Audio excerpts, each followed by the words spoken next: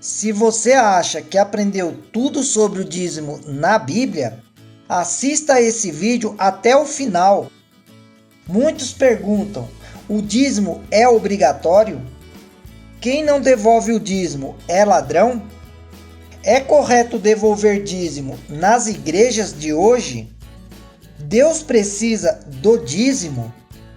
Quando e por que veio a existência do dízimo? Se você não é inscrito no canal, inscreva-se e ative o sininho de notificação para você ficar notificado de novos vídeos postados. Se você gostou do vídeo, compartilhe e deixe seu joinha. Comente deixando sua opinião nos comentários. Dízimo é a 10ª parte da renda de alguém, a qual Deus afirma ser sua. Levítico capítulo 27, versículo 30. Diferentes povos da antiguidade, tanto para o propósito secular quanto religioso, possuíam de uma forma ou de outra a prática de dizimar. Essa prática fazia parte dos adoradores do Deus vivo em um tempo bem remoto. Após o homem pecar, o ser humano foi sentenciado a ganhar seu sustento com o suor do rosto.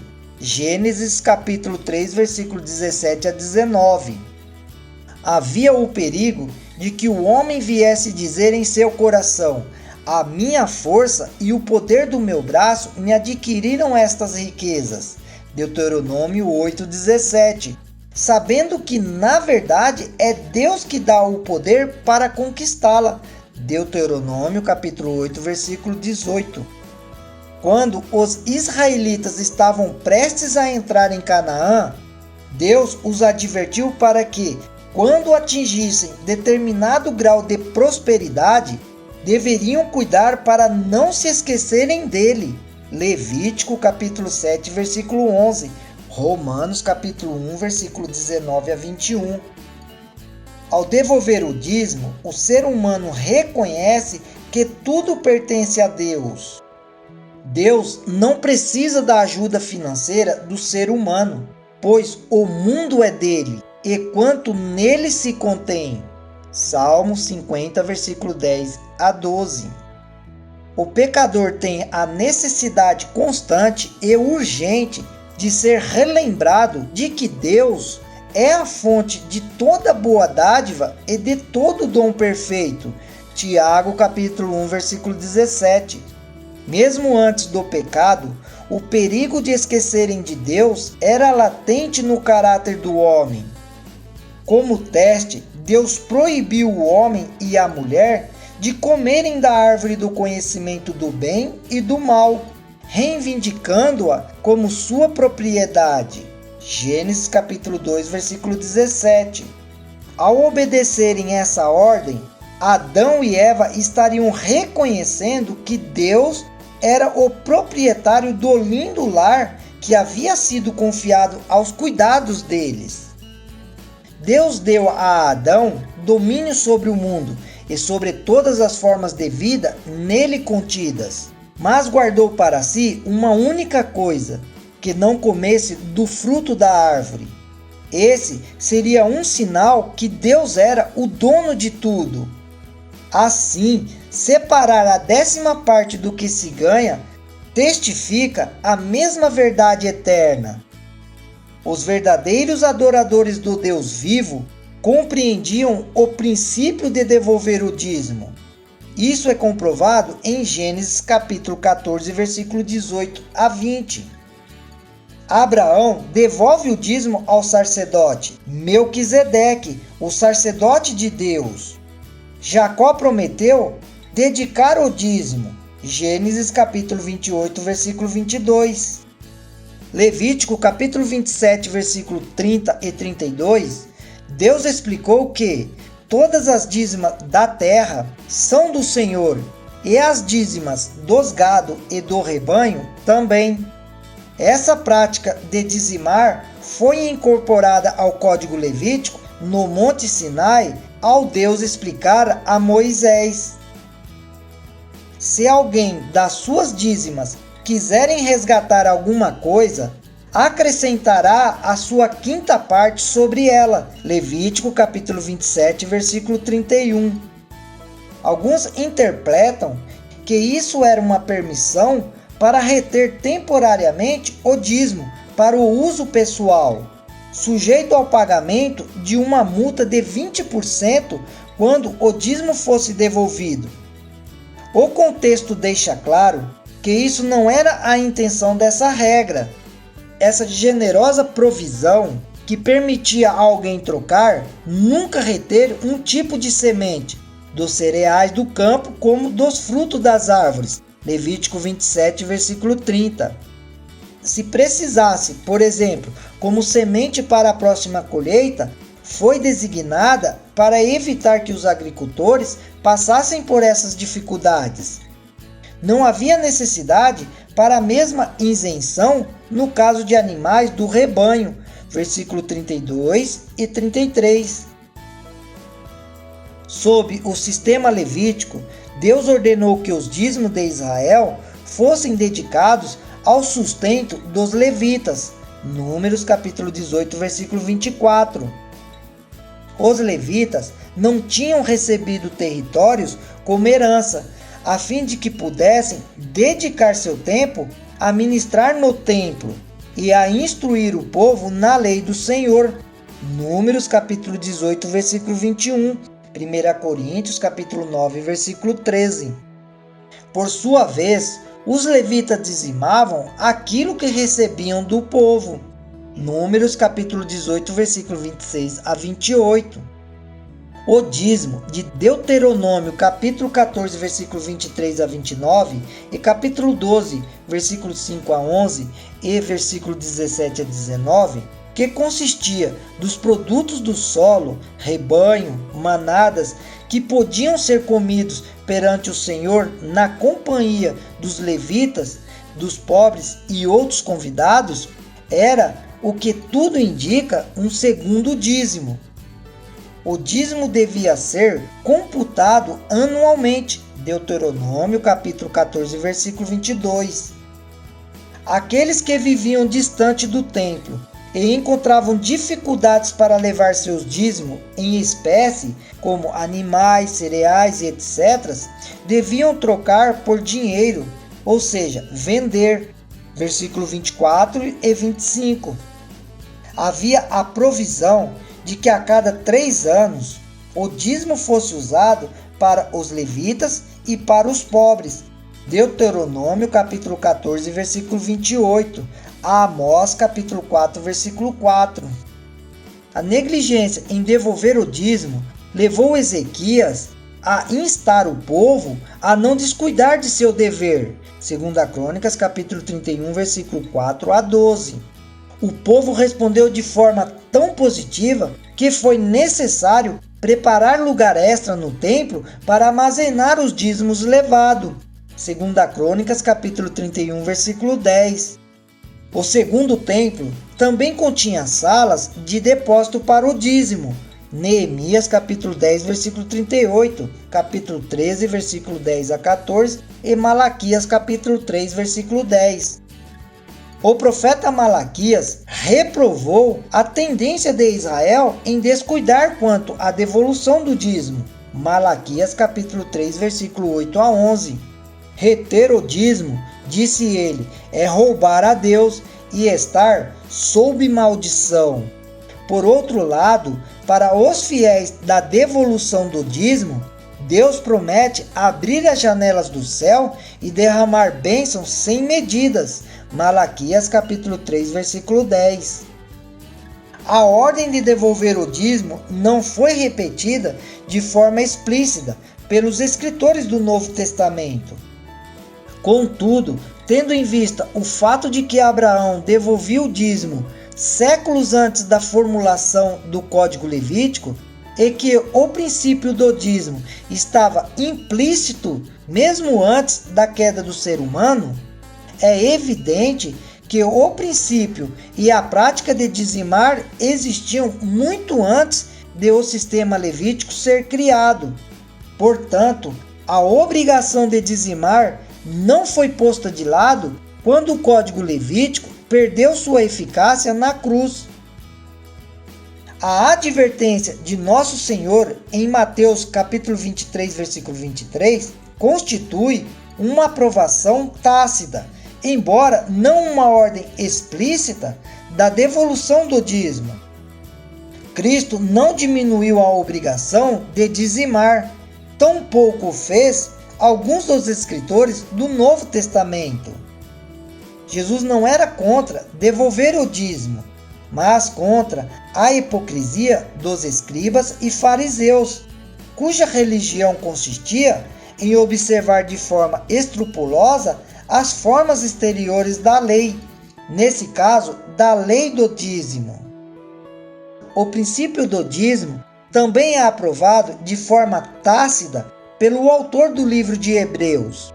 Hebreus capítulo 7 descreve e afirma que Cristo é o sacerdote segundo a ordem de Melquisedeque e que a excelência sacerdotal de Cristo está muito além dos sacerdotes da ordem de Arão. No versículo 2, diz que Abraão separou o dízimo de tudo. Abraão não teria dado a Melquisedeque o dízimo de tudo se não o tivesse reconhecido como sacerdote e com o direito de receber o dízimo. Abraão é chamado de patriarca, a fim de enfatizar sua posição. Melquisedeque era tão grande que até o patriarca lhe pagou o dízimo.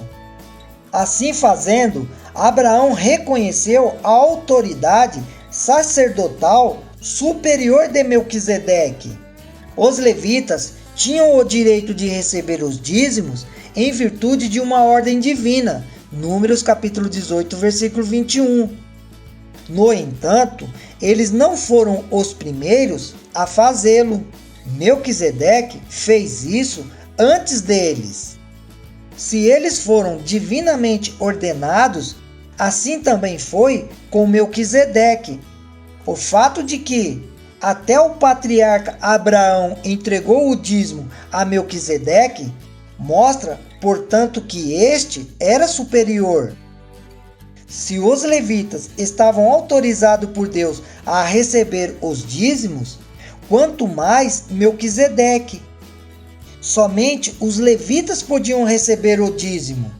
Melquisedeque não era levita, mas recebeu o dízimo de Abraão. O patriarca encontrou alguém maior do que ele e reconheceu isso por meio desse gesto. No versículo 9, menciona que Levi também pagou o dízimo. Esta observação enfatiza que o sacerdócio de Melquisedeque era superior ao levítico. No versículo 12, fala da mudança de sacerdote e também mudança de lei, isto é, do sacerdócio levítico para o de Melquisedeque. A lei provia que só os levitas podiam servir no tabernáculo e que apenas os filhos de Arão podiam ser sacerdotes. Essas mudanças eram evidência que o sacerdócio levítico era provisório. Se Abraão, sendo patriarca, reconheceu a grandeza do sumo sacerdote Melquisedeque, imaginem, nós sendo servo, como deveríamos reconhecer a grandeza de nosso sumo sacerdote Jesus Cristo, devolvendo o dízimo. 1 Coríntios capítulo 9, versículo 7, o apóstolo Paulo faz 3 ilustrações mostrando o direito do ministro do Evangelho ser sustentado pela igreja. Servir como soldado é a primeira ilustração. Em tempo de guerra ou de paz, o soldado dedica a vida ao serviço militar em favor de seu próprio povo e pátria. É seu dever guardar os interesses daqueles que o empregam como soldado, até mesmo dando a vida se necessário. Mas o soldado espera daqueles que o alistaram a provisão de suas necessidades, deixando-o livre para dedicar as energias à obra que lhe é confiada. Assim como é correto para o soldado receber o pagamento daqueles que o empregam, é correto que o ministro do Evangelho seja mantido por aqueles a quem ministra. Antigamente, era costume pagar aos soldados, parcialmente, com rações de carne, cereal ou fruta. Os soldados não esperavam ter que assegurar seu próprio alimento. Essa era a responsabilidade daqueles que o alistavam. Da mesma forma, o obreiro do Evangelho não devia ter a necessidade de dedicar seu tempo e energia para obter seu próprio alimento e outras coisas. A segunda ilustração é extraída da agricultura. O homem que planta uma vinha não deseja que seu trabalho seja em vão. Ele anseia comer do fruto de seu trabalho. Do mesmo modo, o ministro dedica tempo, trabalho e talentos a fim de estabelecer a igreja, que é a vinha de Deus, e é correto que seja mantido por ela. Salmo capítulo 80, versículo 8 e 9. Isaías capítulo 5, versículo 1 a 4, capítulo 27, versículo 2 e 3. Terceira ilustração. Paulo tinha em mente a figura da igreja de Deus como um rebanho de ovelhas e do ministro como um pastor. João capítulo 10, versículo 7 a 9 e versículo 11. Hebreus capítulo 13, versículo 20. Efésios capítulo 4, versículo 11. Há um princípio importante no plano divino para a manutenção do ministério. O coração é extremamente egoísta. O ser humano se esforça para acumular riqueza material. Dizimar e ofertar ajuda os membros a vencer a tendência natural do coração egoísta e expressar na prática seu preço pelos esforços do ministro em favor deles. Além disso, esse plano é um meio de expressar gratidão a Deus por seu amor e cuidado manifesto nos serviços de seus ministros designados. A forma de Paulo perguntar no versículo 8, em grego, requer uma resposta negativa. Seria o plano para a manutenção do ministério uma ideia meramente humana? Talvez existissem os que argumentavam assim e afirmavam que não havia apoio bíblico para tal arranjo. Ao falar com os judeus, Paulo costumava provar seus argumentos com base no Antigo Testamento. No versículo 7, ele demonstrou, por meio de raciocínio humano, que é justo que a igreja mantenha os ministros do Evangelho. Ele prova, a partir das ilustrações do Antigo Testamento, que o mesmo princípio era reconhecido e posto em prática na época do antigo Israel. Não sabeis vós que os que prestam serviços sagrados do próprio templo se alimentam? E quem serve ao altar, do altar tira o seu sustento? Assim ordenou também o Senhor aos que pregam o Evangelho, que vivam do Evangelho. 1 Coríntios capítulo 9, versículo 13 e 14. Deus instruiu a Moisés que os sacerdotes e seus ajudantes tirassem do templo o seu sustento. Não deviam se preocupar com os recursos para satisfazer suas necessidades temporais. Deus tinha ordenado que tudo isso se conseguisse por meio do dízimo e das ofertas cerimoniais da congregação. Deus ordenou que seus ministros fossem poupados da dupla responsabilidade de pregar o Evangelho e prover suas próprias necessidades materiais. Jesus enviou seus discípulos às cidades e vilas da Palestina e lhes disse que não levassem nada consigo para suas necessidades físicas. Isso era responsabilidade daqueles pelos quais trabalhariam. Mateus capítulo 10, versículo 9 e 10, Lucas capítulo 10, versículo 7. Jesus defendeu o plano de entregar o dízimo, sem desprezar o juízo, a misericórdia e a fé. Mateus capítulo 23, versículo 23. Jesus não disse para os escribas e fariseus deixarem de devolver o dízimo, mas que praticassem, junto com a devolução, a justiça, a misericórdia e a fé. Jesus foi muito claro em dizer que era um dever deles devolver o dízimo, mas sem omitir os complementos mencionados. Devolver o dízimo é uma repressão contínua ao egoísmo, além de uma ajuda para se confiar em Deus e não nas coisas materiais. Mateus capítulo 6, versículo 19 a 21. É evidente que dizimar e ofertar para a manutenção do ministério e avanço da obra de Deus na terra traz bênçãos tanto para o doador quanto a quem recebe. Se todos os membros da igreja forem fiéis no dízimo e nas ofertas, haverá suprimento abundante de recursos para levar adiante a obra do Evangelho. Mais trabalhadores podem ser empregados e a vinda do Senhor será apressada. Não devolver o dízimo e não ofertar a Deus, apoiando-se no egoísmo e no mau uso que as igrejas fazem com o dinheiro, é desonrar a Deus. Jesus não deixou nenhum apoio na Bíblia para os adoradores deixarem de devolver o dízimo, mesmo sabendo que Judas era ladrão e que tirava dinheiro do cofre da igreja. João capítulo 12, versículo 6. O que realmente conta para Deus é o motivo que impulsiona o coração do homem a adorar a Deus com o dízimo.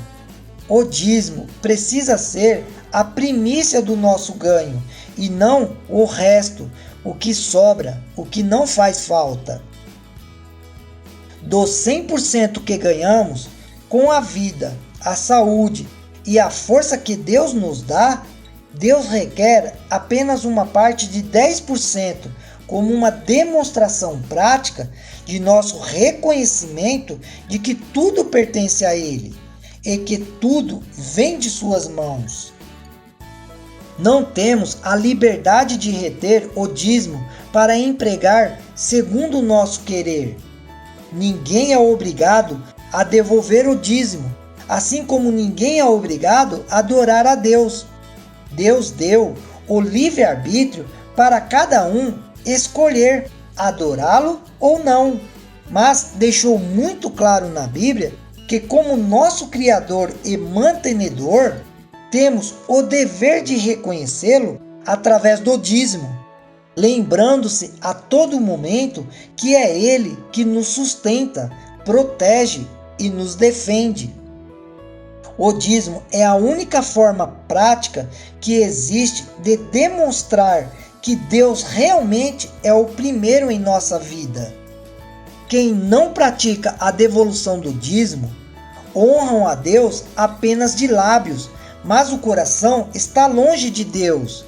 Adoram a Deus equivocadamente e seguem doutrinas que são preceitos de homem. Mateus capítulo 15, versículo 8 e 9. A partir de agora, se você não conhecia essa verdade sobre o dízimo e gostaria de ser abençoado por Deus, recebendo o perdão de seus pecados e a firme promessa do Senhor Jesus em sua vida, faça um plano com Deus, fale com Deus, comece a devolver a Deus aquilo que pertence a Ele. Peça perdão por sua negligência com respeito ao dízimo. Demonstre através da prática sua verdadeira adoração. Olhe somente para Cristo. Não se importe com o que eles vão fazer com o dinheiro do dízimo. Apenas ore para que esse dinheiro possa ajudar no crescimento da obra de Cristo. Assim como Jesus tratou Judas, mesmo sabendo que ele era ladrão, também tratará os que fazem mau uso daquilo que pertence ao Senhor. Procure uma igreja que irá te dar o máximo de certeza que o dízimo será empregado naquilo que Deus ordenou. Procure uma igreja que realmente pregue as verdades da Bíblia sem motivos egoístas e de receber bens materiais. Uma igreja que nega a devolução do dízimo está totalmente fora do que a Bíblia apresenta com respeito a esse assunto. Por outro lado, uma igreja que explora e usa o dinheiro naquilo que não foi designado por Deus também está totalmente no erro e sujeito a julgamento. Deus abençoe você para que você consiga começar a devolver o dízimo com o objetivo de adoração. Que sua vida seja repleta das bênçãos de Deus e que você seja um conhecedor da verdade de Deus. Um forte abraço de seu irmão André.